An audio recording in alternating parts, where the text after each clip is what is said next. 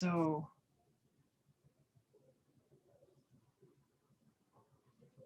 okay.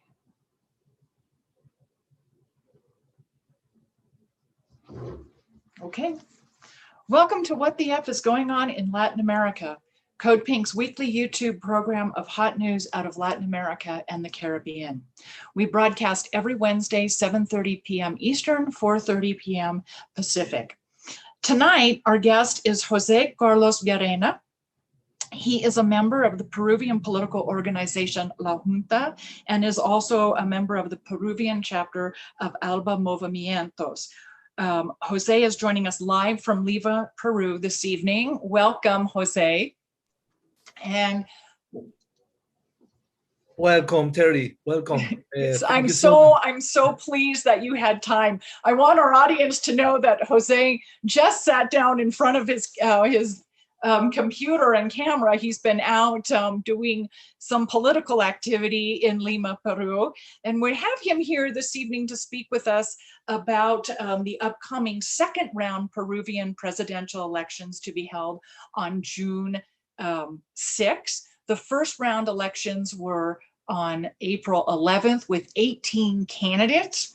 And so we're going to talk about what's coming up in Peru in June, what the ramifications of the election results could mean for the hemisphere of the Americas. But first, Jose, tell us a little bit about both of these organizations that you belong to give our audience a bit of context as to your work.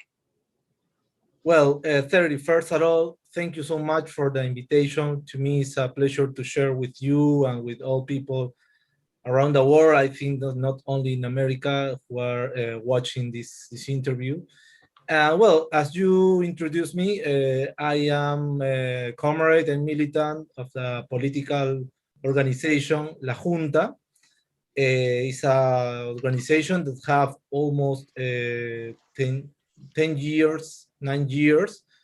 Well, our organization was born after the betrayal of Ollanta Humala in the 2011, 2012, because Ollanta Humala in such time represent a light of hope for a different people from the left. Even my parents that are teachers, they belong to the teachers union. They are very they were during much years away from, far from politics, from all that kind of debates. And Ollanta Humala get together different persons from the left, dispersed, but then he betrayed the project.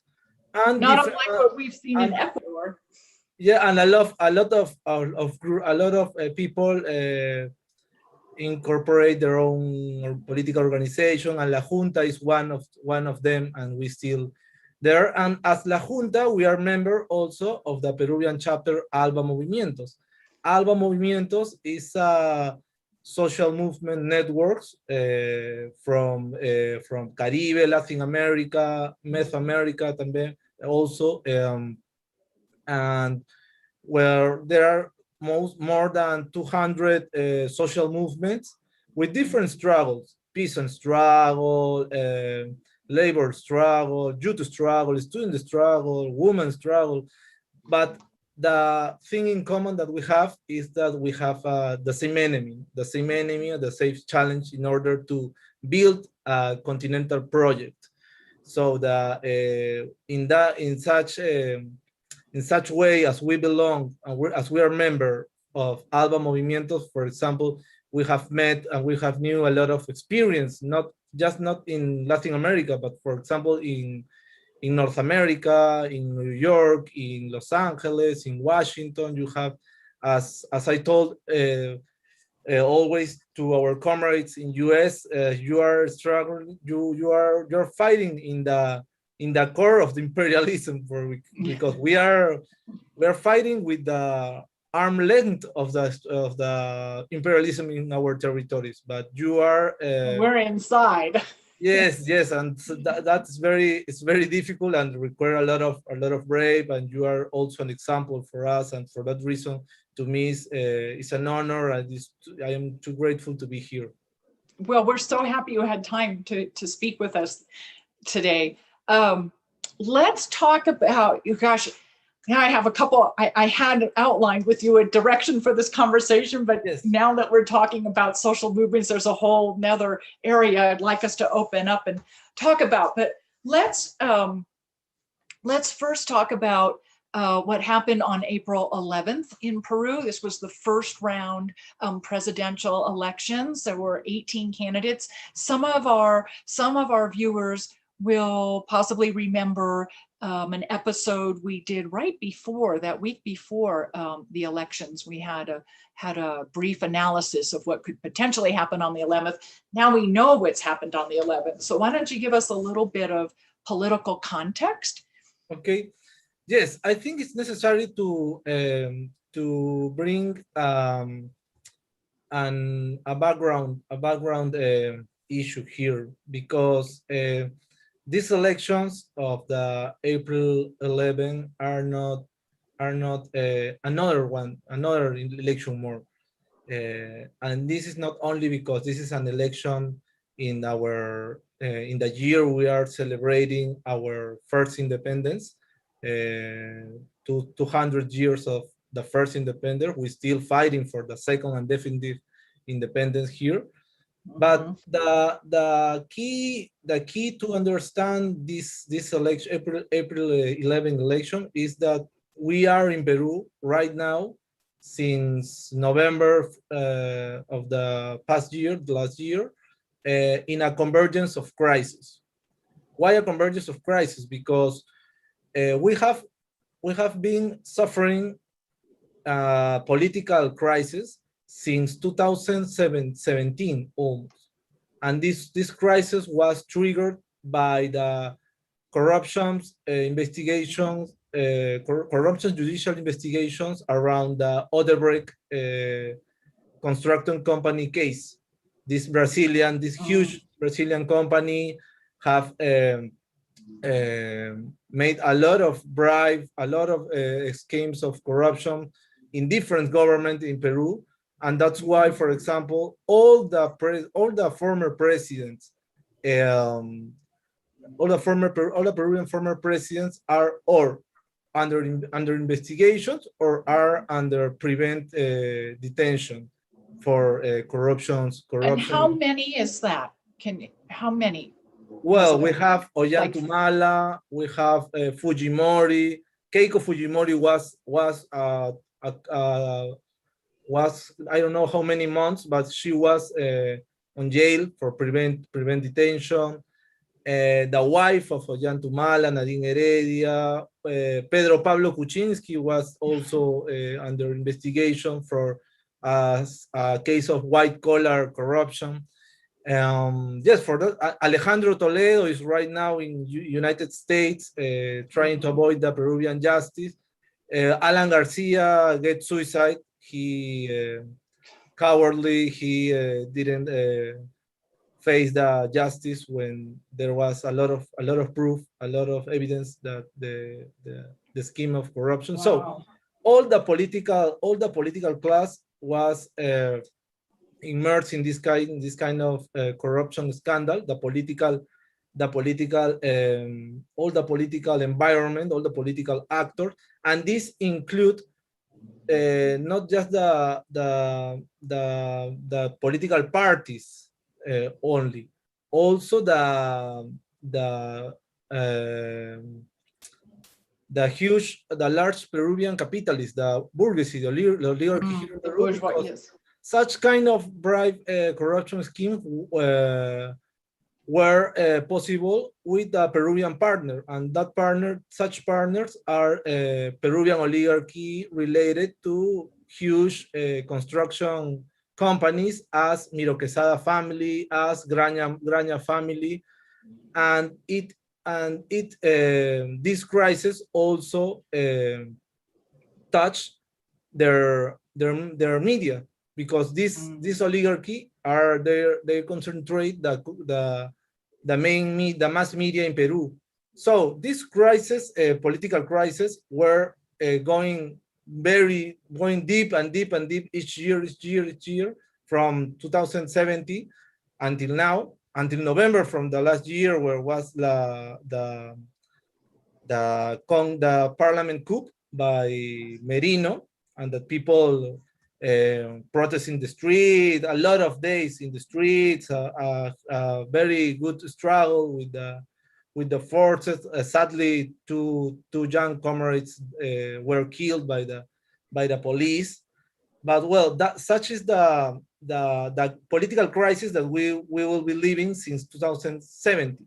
But since the pandemic, another two crises get together to this crisis: the social and the economic crisis. Yeah. And this crisis responds to 30 years of the neoliberal project in Peru that was inaugurated in Peru and established in Peru by Alberto Fujimori. So that's a first key to understand a lot of facts around the April 11 election, because and I think the research of polls during the last week contained and says that a lot of people didn't know for vote for whom, because all the political class is delegitimated. Nobody trusts in politicians. Nobody trusts in institutions. Nobody trusts in this liberal democracy that is falling down each day. But the conservative, the reactionary forces, the bourgeoisie, the oligarchy they aren't going to let this fall. They are going to try to recycle this by any kind of way. So in that context is what Pedro Castillo, a rural teacher representing Peru Libre Socialist Party, won the election because he played the role of how we call here in Peru, the outsider, the anti-establishment candidate who had a really good lecture and interpretation of the reality, and have a good way to dialogue and hear people's needs, and that in a context of crisis, convergence of crisis, as I told you, for a political crisis, social crisis, and economic crisis. So he was on the first round presidential elections. Pedro Castillo was one of 18 candidates. Yes. And he was one of two progressive leftist candidates. And so what happened in that mix of the progressive leftist vote? The other candidates were all, as you said, they represent the capitalist, oligarchy, the bourgeois. Several, I believe 5 candidates were actually part of Fujimori's financing, campaigning, and basically they're trying to cover all bases for themselves. If one didn't win, somebody else would. So we're looking at the second round elections on June 6th with Pedro Castillo and Fujimori's daughter, who is that correct?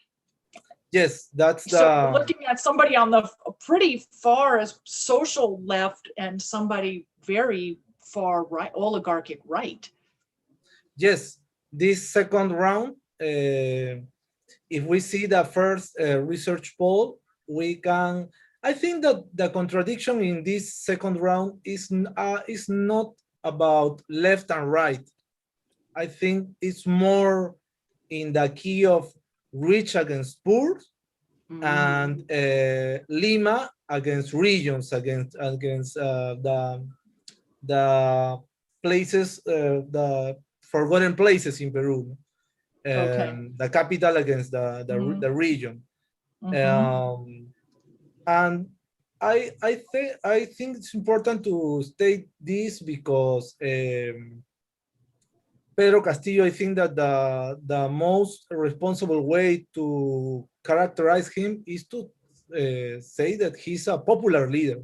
There is no doubt about that. He's a popular leader.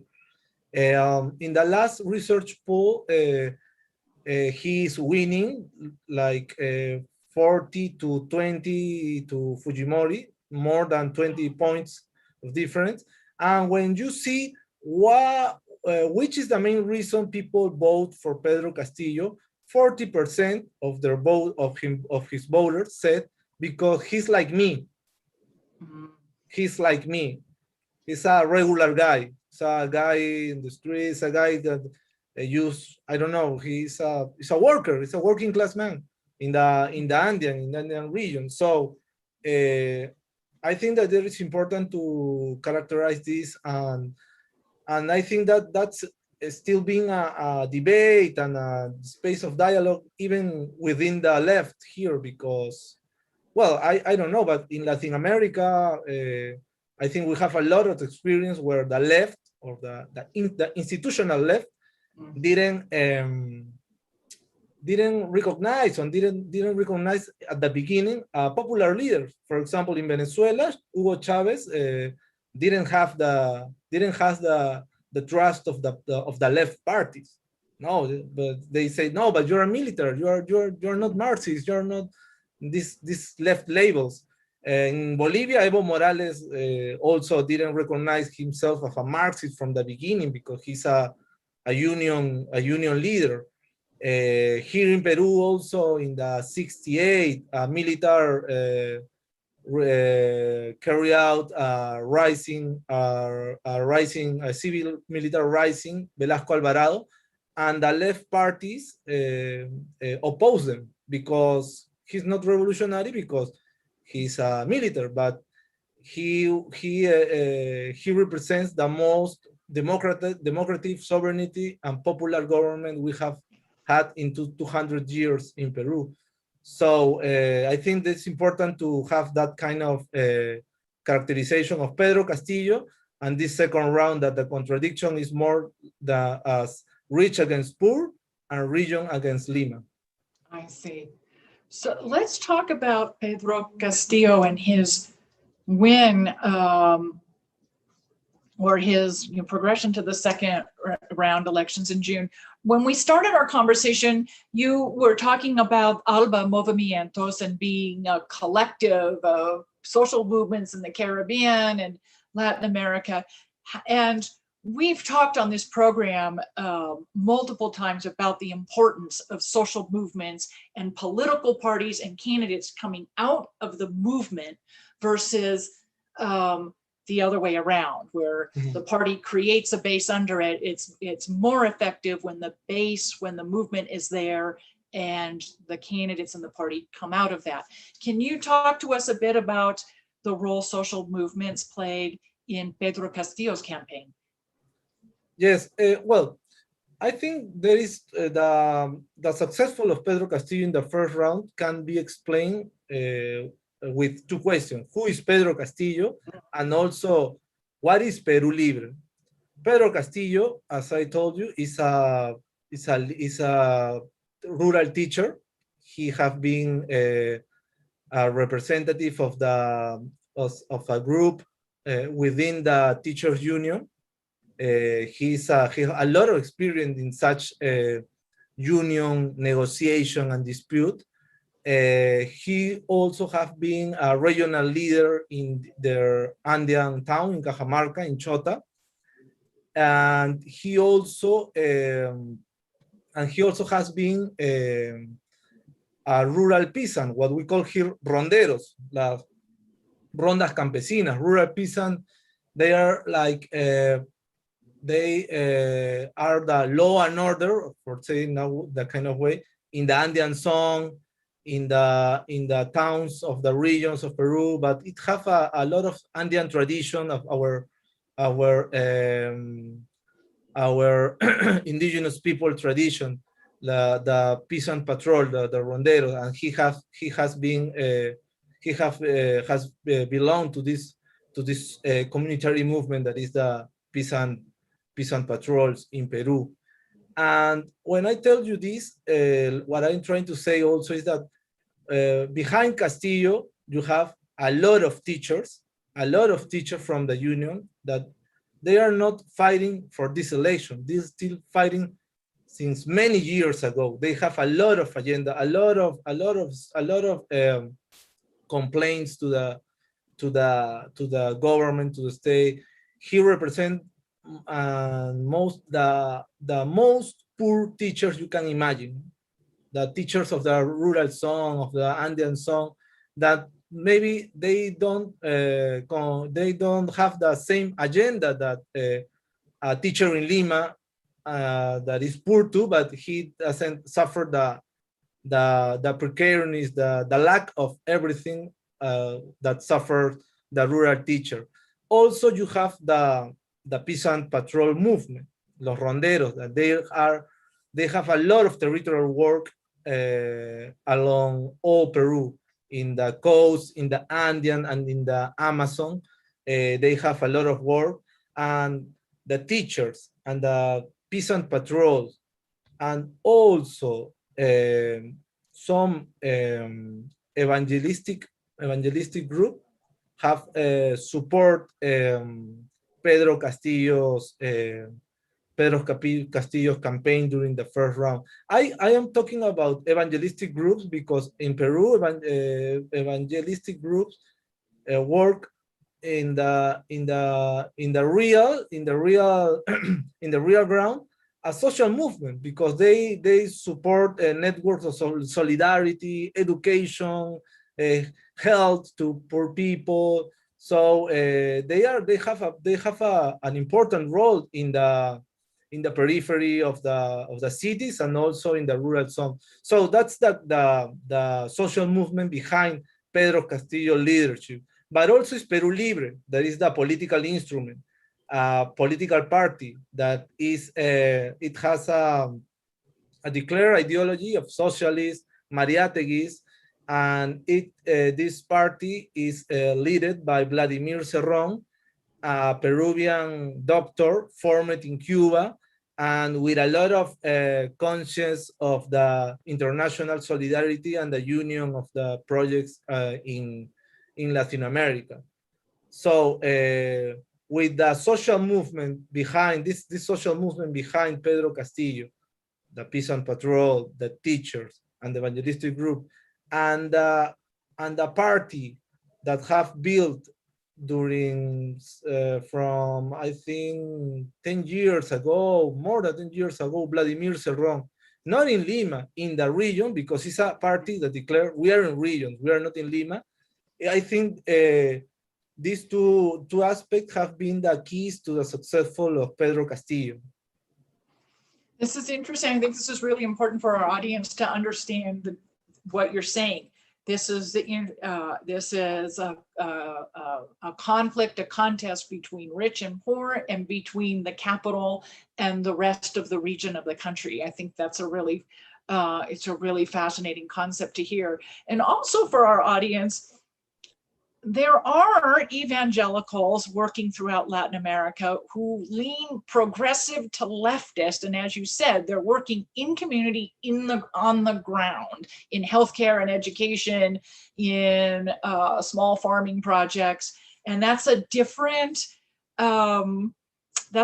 definition of evangelical than we are used to identifying with in the United States.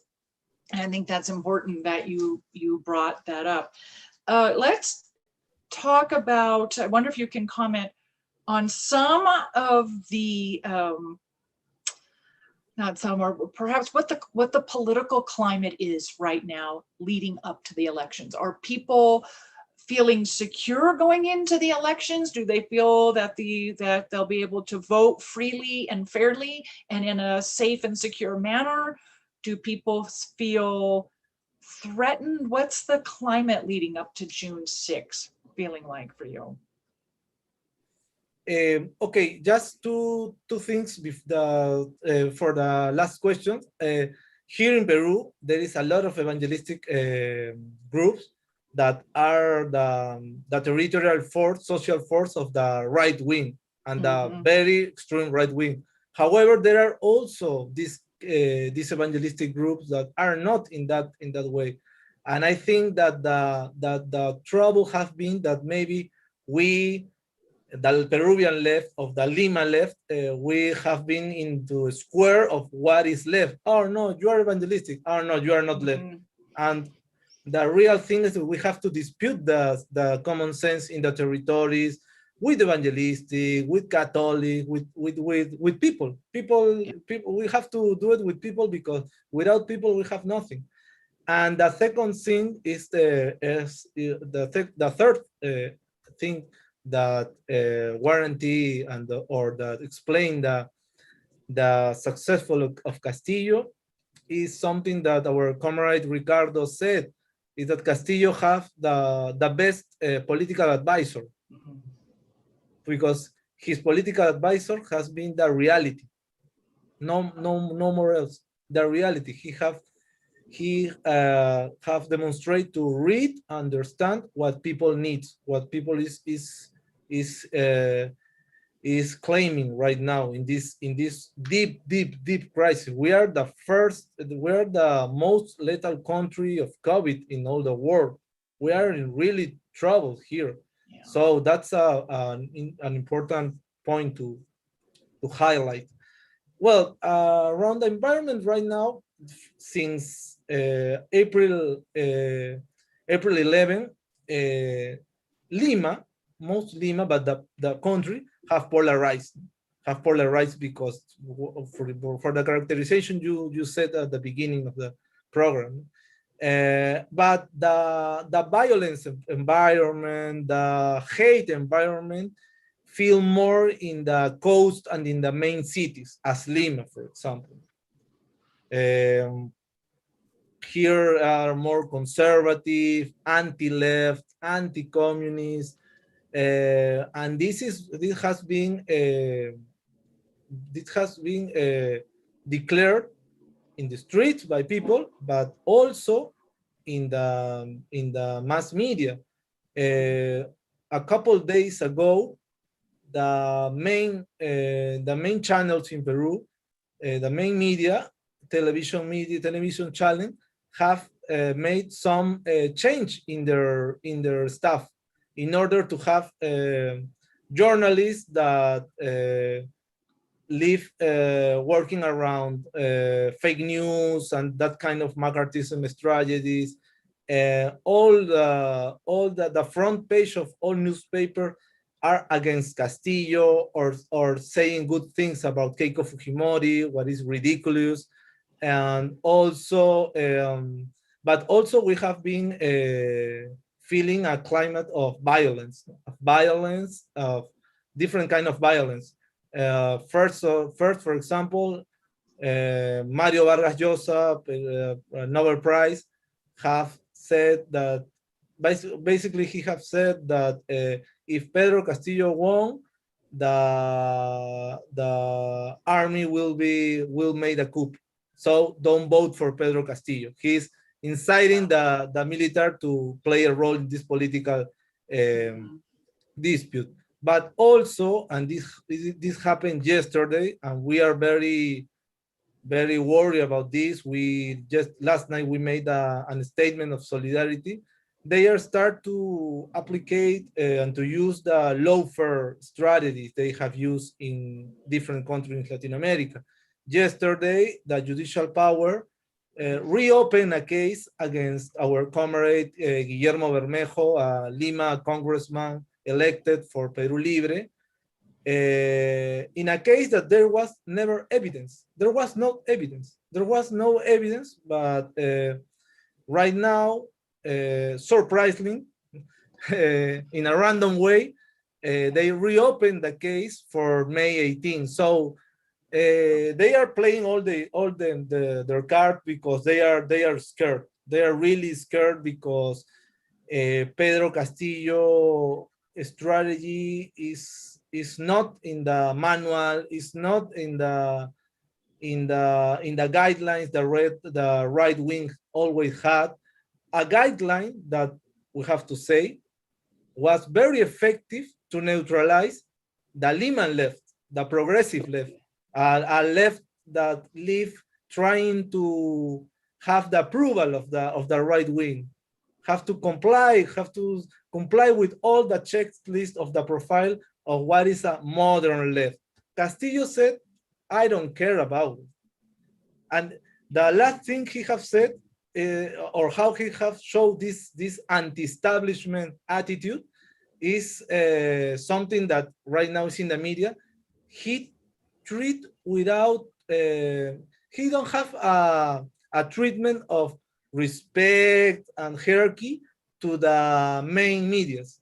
So on Sunday, in the main political program, he said to the journalist, well, I told you I have 10 minutes. I am talking with my comrades of the union. I am comrade with the indigenous. So I have to say you goodbye. Goodbye. No. Nobody do that. Nobody do that. And he cares about the people. And people said, that's our guy, because media don't help us. Media criminalize the poor people. So we are living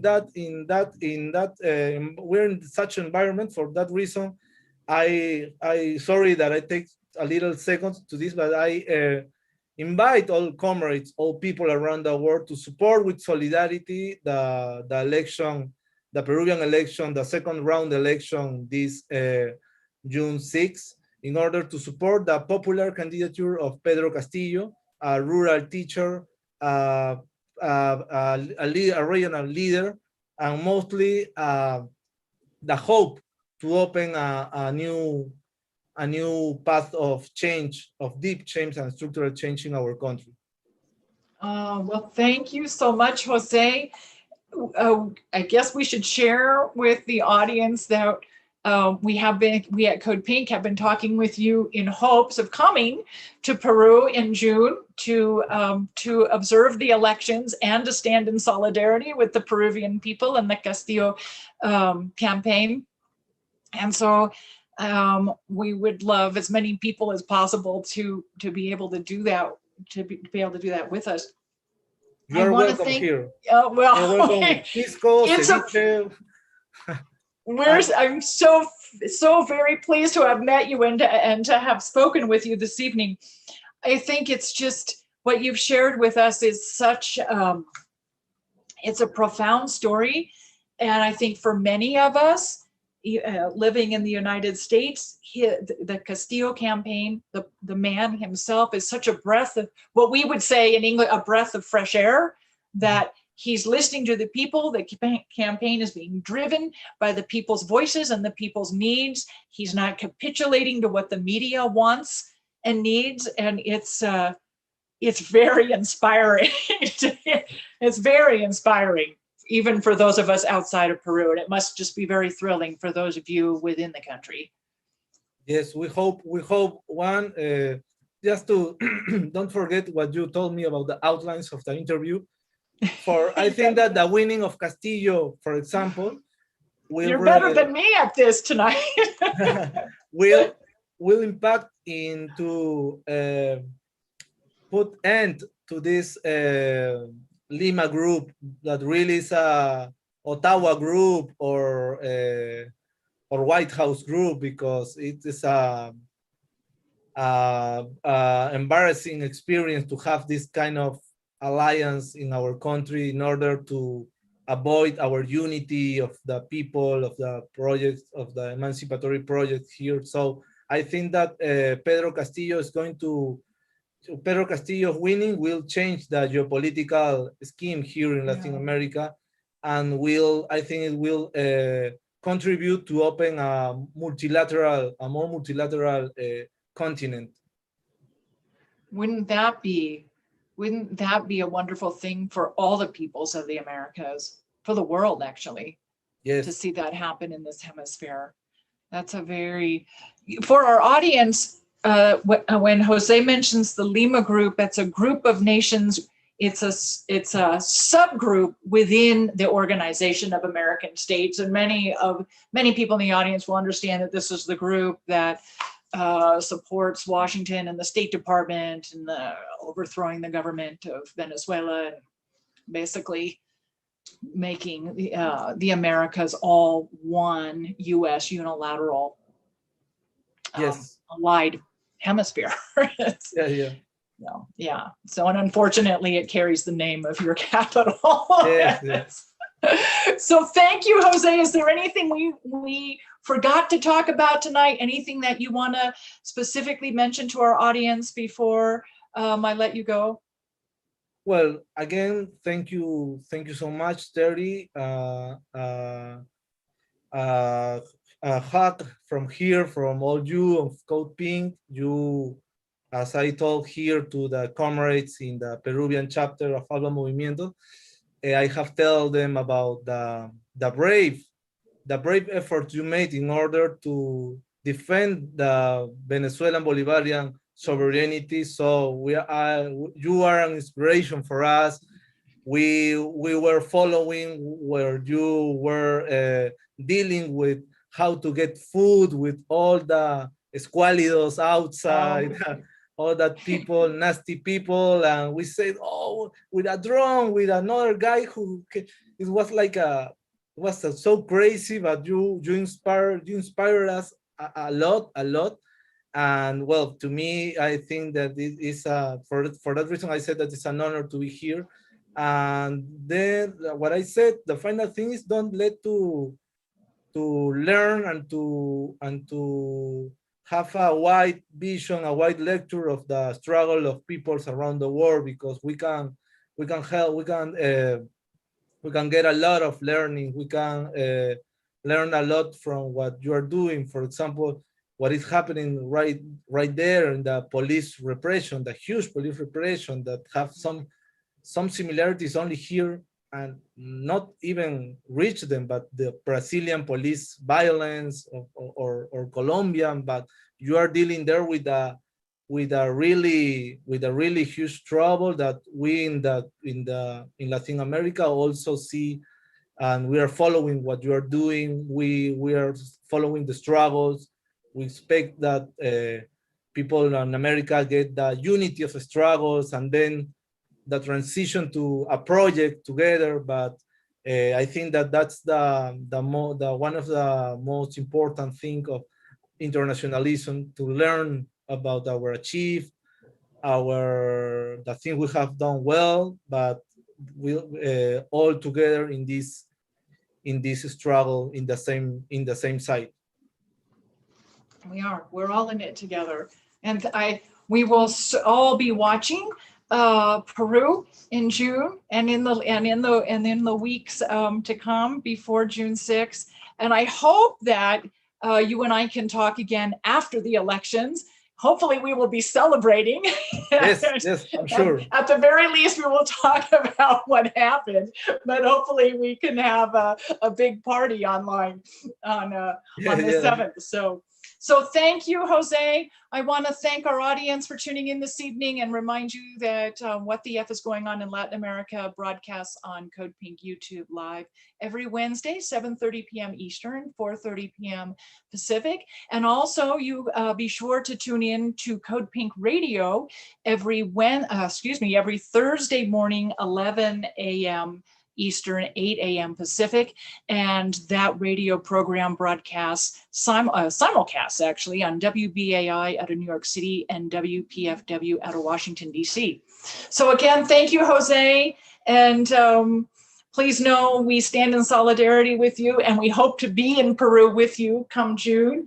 And thank you again for your time, and thank you for your political activism earlier today. It was wonderful. So. Thank you, Teri.